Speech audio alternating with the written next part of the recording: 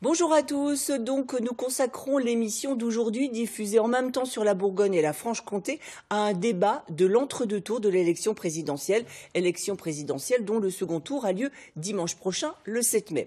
Les deux finalistes sont donc Marine Le Pen pour le Front National et Emmanuel Macron pour En Marche. Nous avons donc ici sur ce plateau tout d'abord Sophie Montel du Front National. Elle soutient bien sûr Marine Le Pen. Elle est présidente du groupe FN au Conseil régional de Bourgogne-Franche-Comté.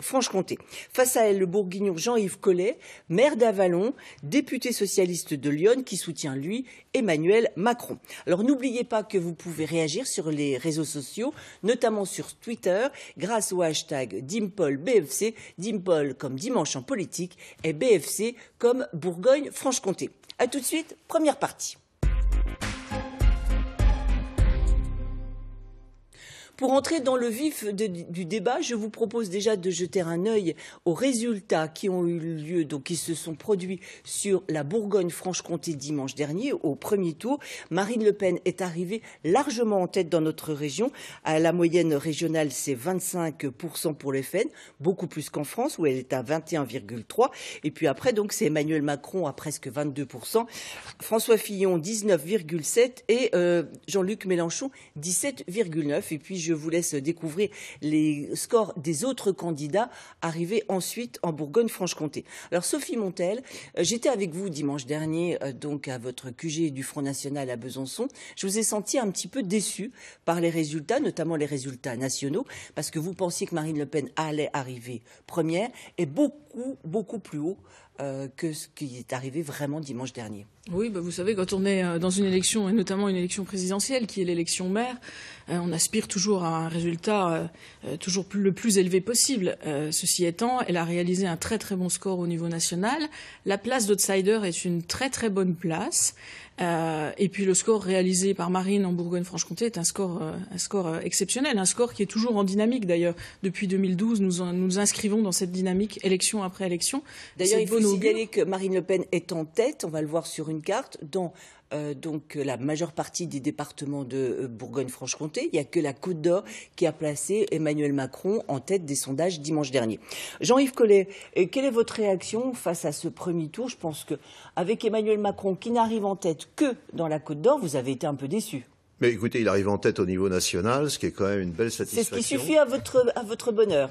Écoutez, vu les pronostics qui étaient annoncés, que vous avez rappelés, plaçant Marine Le Pen en tête, etc., je pense que c'est un très bon signal. Pour ce qui concerne la Bourgogne-Franche-Comté, effectivement, Marine Le Pen est en tête, mais avec un recul de près de 7 points par rapport au régional, et malgré une participation en hausse, un tout petit gain de 10 000 voix, ce qui montre bien qu'il y a quand même une possibilité d'un second tour très dynamique, y compris en Bourgogne-Franche-Comté. Eh bien justement, on va aborder la deuxième partie de cette émission, l'entre-deux tours, la campagne.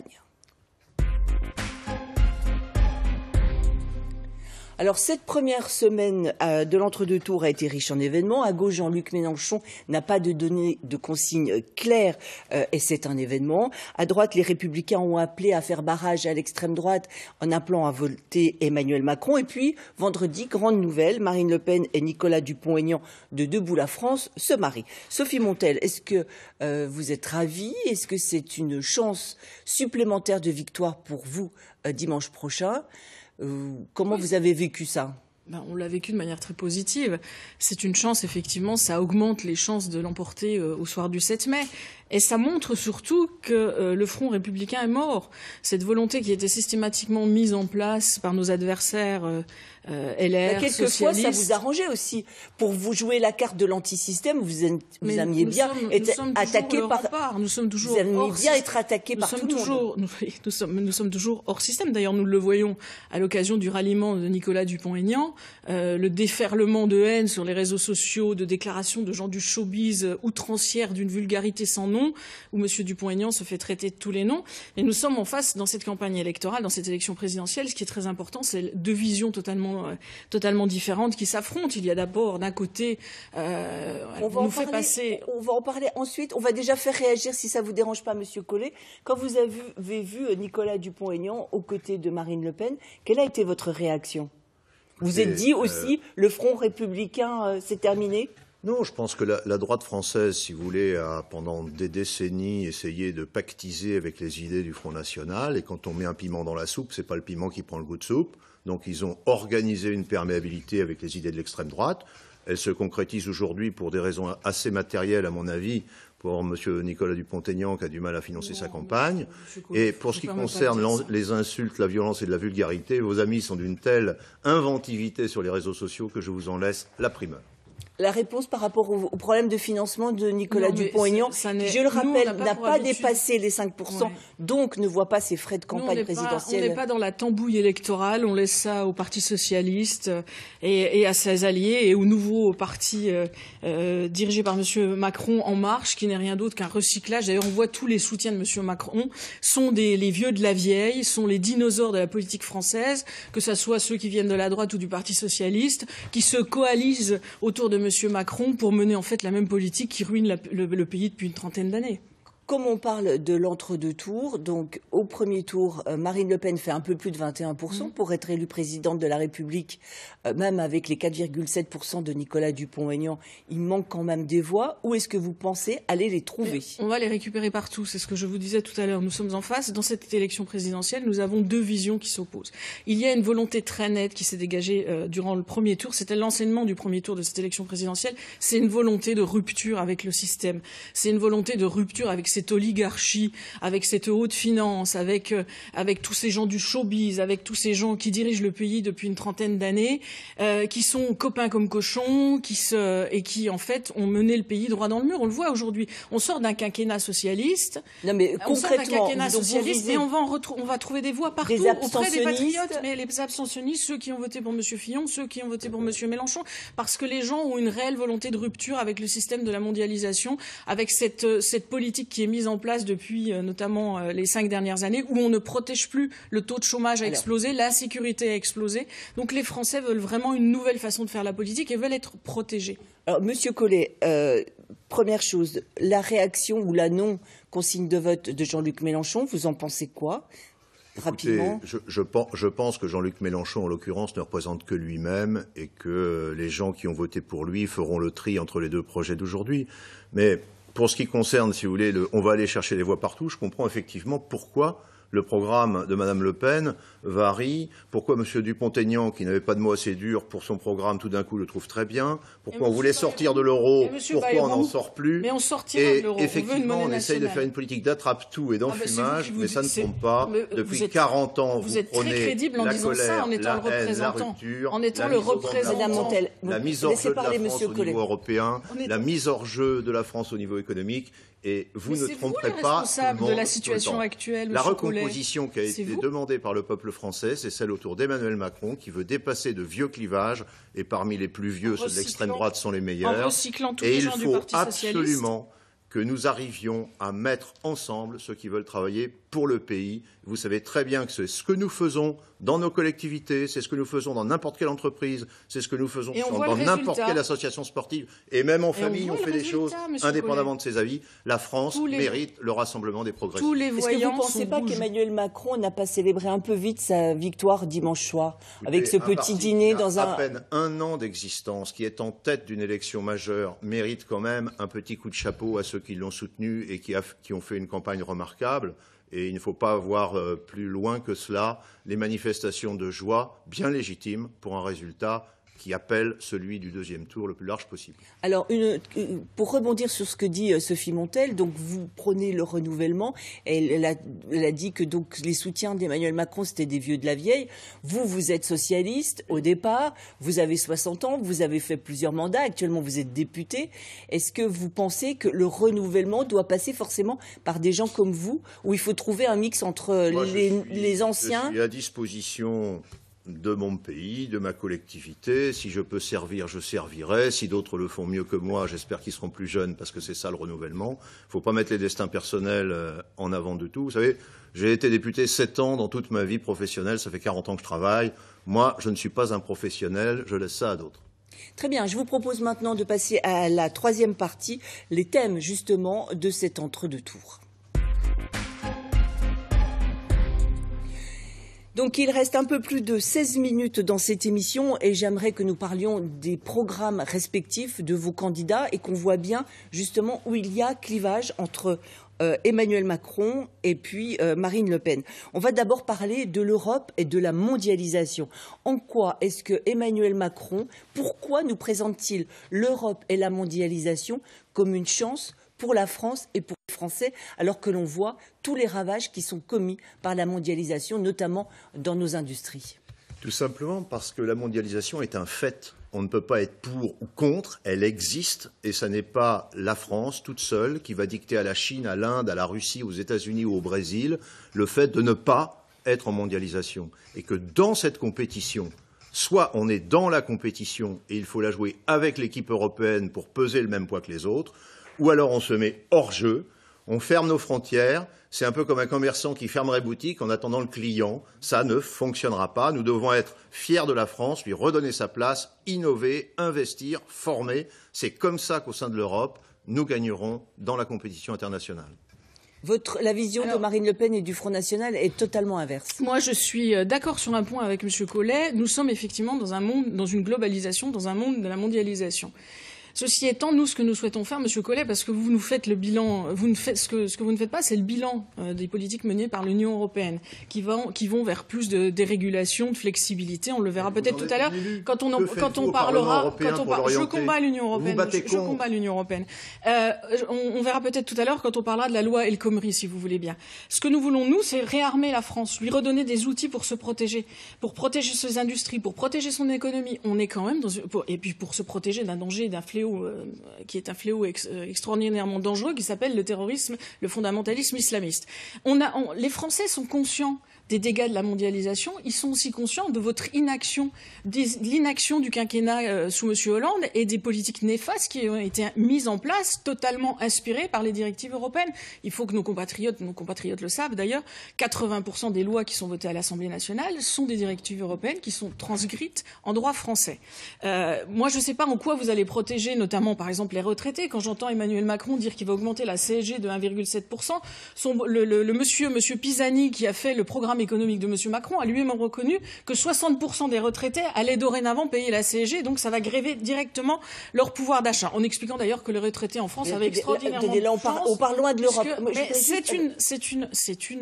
Alors, juste par exemple, hier... Je pourrais quand même répondre que dans le programme d'Emmanuel Macron, il est prévu d'augmenter le minimum vieillesse, dont vous ne dites absolument rien, alors que ça concerne les plus faibles parmi les retraités. Il est prévu d'augmenter les salaires nets. Il est prévu d'exonérer de la taxe d'habitation 80% qui va payer le contribuable. Et que le 1,7% Madame Montel, est-ce que vous pouvez laisser parler? Vous parlerez après. De la CSG que vous mettez en exergue est largement compensée par toutes les mesures que je viens de citer. Et la seule catégorie qui peut être concernée, faites les calculs, entre 500 € de taxe d'habitation et 1,7% de CSG, il n'y a pas photo. Il n'y a pas photo. Et vous avez essayé d'affoler les gens et de mettre la panique, comme vous le faites toujours. Vous travaillez sur la peur, sur la rupture, sur le repli sur soi. Ça n'est pas l'avenir de la France. Les frontières, Monsieur Collet, ce ne sont pas des murs, ce sont des filtres. Vous savez, c'est comme la peau. Ça permet de respirer, en même temps, ça permet de protéger l'organisme. Voilà. Et bien, ce que nous voulons, c'est ça. Aux frontières de l'Union, et chaque fois qu'il en est question au Parlement, vous votez contre toutes les mesures de renforcement de Frontex. Moi, je ne suis pas pour la supranationalité, Monsieur Collet. Je veux retrouver mes souverainetés locales. Toute seule, la plus faible, et très heureuse, enfermée dans le monde. Mais on la voit, votre Union européenne, c'est un échec dans tous les domaines. 95% des pays dans le monde ont des frontières. 95% des pays dans le monde ont une monnaie nationale. Madame Montel, j'aimerais juste en 2002. Contre l'euro. On en sort ou on n'en sort pas? C'était ma question. On en sortira. Nous voulons revenir à une monnaie nationale. Parce que j'ai pas compris hier ce qui s'est passé. Excusez-moi. Hier, ce qui s'est passé entre Marine Le Pen et Nicolas Dupont-Aignan, c'est pas clair. Parce que maintenant, il y a un euro à deux vitesses. C'est ça la vraie tambouille. Expliquez-nous. Pas du tout. Nous sommes toujours dans la volonté de renégocier, de négocier avec l'Union européenne pour récupérer nos quatre souverainetés, souveraineté monétaire, souveraineté budgétaire, souveraineté législative et sortir de Schengen pour pouvoir rétablir nos frontières. L'euro pour les entreprises. Monsieur Collet, l'euro a dévalué en 2 ans de 25%. Est-ce que les épargnants, pour autant, ont vu leur épargne dévaluer de 25%? Pas du tout. Et puis, la dévaluation, c'est très bon pour l'exportation, voyez-vous. Oui. c'est moins bon pour les emprunts de la France qui sont libellés en euros et qui vont les couler votre économie et votre emprunts budget. sont libellés en droit français à 98. Ils sont libellés en euros. Oui, sous droit voulez. français. Vous savez ce que c'est que la Lex Monetae? Oui. Bon, J'ai besoin d'un professeur comme vous, ça va m'arranger. Oui. Quand on voit les résultats que vous Mais obtenez, à la pompe, les résultats Français que vous verraient, obtenez, mais ils ne le pas verront du pas, tout. car ils éviteront votre arrivée catastrophique au pouvoir. Mais les Français verraient ce que veulent la signifie rupture, l'explosion des tarifs des carburants et de tous les produits dont nous avons besoin allons baisser pour notre industrie. Les carburants, c'est 80% de taxes levées par l'État. Nous les baisserons, ces taxes, et il n'y aura pas de problème à la pompe. Vous baisserez les taxes, mais vous ferez 100 milliards de dépenses supplémentaires dans le budget. On vous a vu aux commandes, on a vu vos résultats, on a vu mais nous, votre bilan, on préfère ne pas vous y monsieur. voir avec un projet qui n'est pas financé. Le risque dépendance que Mme Le Pen prétend créer, vous le financez comment? Par cotisation? C'est les entreprises qui vont payer? C'est l'impôt? C'est la CSG? C'est les consommateurs? On ne sait pas. On fera des économies, monsieur. L'euro, pas l'euro, on ne sait pas. Nous allons d'ailleurs supprimer 3 échelons. Pour acheter M. Dupont-Aignan, on lui vend la sortie de l'euro dans 2-3 ans. Nous allons supprimer les régions, qui sont des usines à gaz, qui dépensent énormément d'argent. Nous allons supprimer l'intercommunalité. Voilà, nous allons supprimer le nombre de députés. Nous allons supprimer un certain nombre de députés. Est-ce que je peux reprendre la main, s'il vous plaît? Merci beaucoup. Et nous ferons des économies. Merci. Nous lutterons aussi contre la fraude aussi. Madame Montel, vous êtes en avance dans votre temps de parole. Oui, non, mais attendez, moi, on me dit dans mon oreillette que vous êtes en avance en temps de parole. J'aimerais vous poser une question, Monsieur Collet, en tant que macroniste sur ce plateau. Emmanuel Macron est-il libéral ou pas? C'est une crainte de certains électeurs de gauche qui le jugent beaucoup trop libéral. Vous répondez quoi? Je pense qu'Emmanuel Macron a, en matière de macroéconomie, la volonté effectivement que nos entreprises aient des marges pour se battre, que notre pays puisse exprimer ses talents. Et de ce point de vue-là, on peut considérer que l'inspiration macroéconomique est libérale. Mais quand il s'agit d'augmenter le salaire net, de protéger de façon plus juste en faisant des retraites et de l'assurance chômage un système universel, en supprimant les RSI et en faisant en sorte qu'on soit fonctionnaire du privé, agriculteur, artisan ou indépendant, on ait les mêmes garanties de retraite et de sécurité sociale, alors il protège. Et effectivement, libérer davantage et protéger plus justement sont les 2 piliers sur lesquels est construit le programme d'Emmanuel Macron. Donc vous dites libéral oui, mais protecteur aussi. Absolument. Absolument, et c'est tout à fait possible, et c'est justement cette synthèse qui nous manque depuis des décennies, chacun tous les 5 ans, tirant d'un côté ou tirant de l'autre, et finissant par fatiguer notre tissu économique et social où les règles changent sans arrêt. Alors, Madame Montel, vous voulez réagir peut-être? Oui, le banquier Macron n'est pas libéral, il est ultra-libéral. On l'a vu notamment avec la loi. On l'a vu avec la loi El Khomri, monsieur. Je lisais hier un article dans Valeurs Actuelles qui nous explique que la loi El Khomri, elle est par exemple catastrophique au niveau des recours devant les prud'hommes. 40% d'affaires enregistrées en moins au prud'homme de Lyon et au prud'homme de Paris, parce que la loi El Khomri a complexifié énormément les dépôts de dossiers, puisque maintenant il faut présenter devant les prud'hommes des dossiers complets. Sur la loi El Khomri. Certains disent donc Emmanuel Macron fera une loi travail. Loi El Khomri puissance 10. Vous répondez quoi? Oui, enfin, puissance 10, si vous voulez. Non, il faut effectivement une logique qui soit claire. Les rapports sur le lieu de travail doivent être régis par la loi dans les grandes lignes, par les accords de branche et les accords d'entreprise pour ce qui concerne leur mise en œuvre. C'est une volonté de redonner au dialogue social dans l'entreprise une véritable force et de ne pas faire des salariés et de leur employeur forcément des ennemis, mais aussi des gens qui collaborent dans un cadre législatif précis. Moi, je ne suis pas d'accord avec vous. D'abord, je lis moins Valeurs Actuelles que vous, mais le fait qu'il y ait moins de recours au prud'homme ne me paraît pas une catastrophe nationale. Madame Montel dit que si Marine Le Pen est élue présidente de la République, donc on supprime des échelons territoriaux, on supprime les régions, etc. Emmanuel Macron ferait quoi? Comment il voit les territoires? Alors, les territoires, pour lui, comme les individus, doivent s'émanciper pour pouvoir participer au projet national et apporter leurs particularités et leurs atouts. Il a proposé comme simplification que là où il y a métropole, il n'y ait pas département, parce que c'est vrai qu'on voit, par exemple, dans des situations comme celle de Lyon, où c'est déjà le cas, c'est une simplification. Mais je dois dire que supprimer l'intercommunalité, quand vous voyez l'énergie qu'au-delà des clivages, on est capable de mettre dans les intercommunalités pour mutualiser les moyens au service des territoires, ça me paraît une ineptie contracyclique totale. Quant aux régions, c'est notre outil justement pour exister en matière de formation, d'investissement, de recherche au niveau européen. Vous voulez affaiblir la France pour l'avoir à votre main et au prétexte de protéger, la mettre sous cloche et la faire dépérir au banc des nations. Et vous voulez une France totalement sous la tutelle de Berlin, voilà, et de Bruxelles. Voilà ce que je vous veux voulez. Une France en compétition et qui soit capable de faire Avec valoir ses vous, valeurs qui ne s'étiole pas sous votre soi-disant protection. Nationale. Vous ne protégerez pas les Français, vous ne protégerez pas les travailleurs. Alors et je vous fais le pari, moi, que la loi El Khomri, qui est dans les cartons de M. Macron, puissance 10, et qui sera d'ailleurs adoptée par ordonnance, hein. Elle ne sera pas adoptée par l'Assemblée, elle sera adoptée par ordonnance. Ce qui veut dire qu'on fera un passage en force. Eh bien, cette loi El Khomri, elle dérégulera encore plus. Il y aura encore plus de flexibilité pour les travailleurs. Et au final, ce que vous voulez, c'est en finir avec les CDI, parce que c'est dans les cartons de Bruxelles, tout ça. Voilà. Et vous allez, et monsieur, le banquier Macron, moi, ce que je peux vous dire, c'est que 15 milliards d'euros de formation, c'est ça le vrai avenir pour les salariés, et que vous ne protégerez pas l'industrie française en distribuant des sifflets à roulettes sur les parkings. Vous me parlez de la formation dans les conseils régionaux, c'est un échec total. C'est un échec total des politiques de formation parce qu'elles ne sont pas adaptées aux demandes des entreprises, aux besoins de nos entreprises. Et ça fait 30 ans que ça dure. La Cour des comptes a édité rapport sur rapport en expliquant que tout ça... Et c'est en supprimant que vous allez régler les problèmes. Bien sûr, il faut que la formation professionnelle revienne à l'État. Voilà. Il faut que ça revienne dans le... Vous êtes centralisatrice et jacobine, alors. Mais vous détestez les collectivités locales. Si, moi j'aime beaucoup les communes, j'aime beaucoup les départements parce qu'en plus ils ont une histoire. Ce sont des collectivités territoriales qui sont en lien direct avec les habitants, avec nos compatriotes. Les communes savent très bien que leur avenir est dans l'intercommunalité. Mais non, pas du tout. Et le fait que vous ayez si peu de responsabilités au niveau des collectivités locales montre bien la sagesse de nos concitoyens. Mais pas du tout. Juste, il reste 5 minutes et je voudrais aborder... mais vraiment 40 secondes pour l'un et pour l'autre. Une question, la sécurité. Quelles sont donc les propositions de Marine Le Pen pour la sécurité ? D'abord, je note qu'il faut que les Français soient conscients que M. Macron ait soutenu l'UOIF, qui est une organisation islamiste, a appelé à voter, et M. Mohamed Saou, qui est un des responsables de chez En Marche, et qui a mis des j'aime sur Internet à des photos d'imams qui ont radicalisé, un imam qui a radicalisé un des terroristes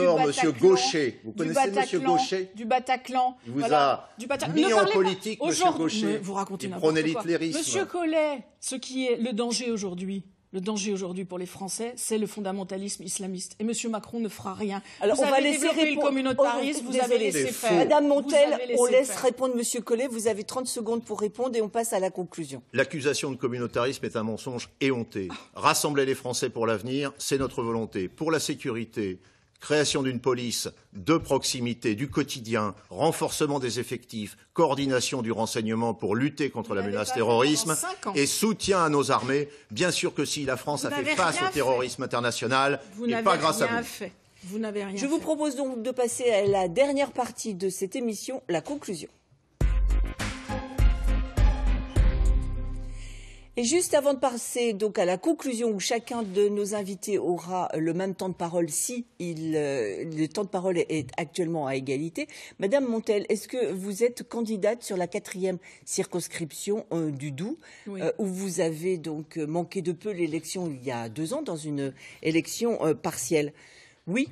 Oui. Pourquoi on ne connaît pas plus de candidats FN pour ces législatives? Parce que nous sommes concentrés sur l'élection présidentielle. C'est pas parce qu'il y a des problèmes entre vous dans le Front National. Et nous mettons toute notre énergie dans cette élection présidentielle. Voilà. Ce que nous voulons, c'est porter Marine à l'Élysée. Nos petites personnes n'ont guère d'importance. On parlera des législatives en temps et en heure.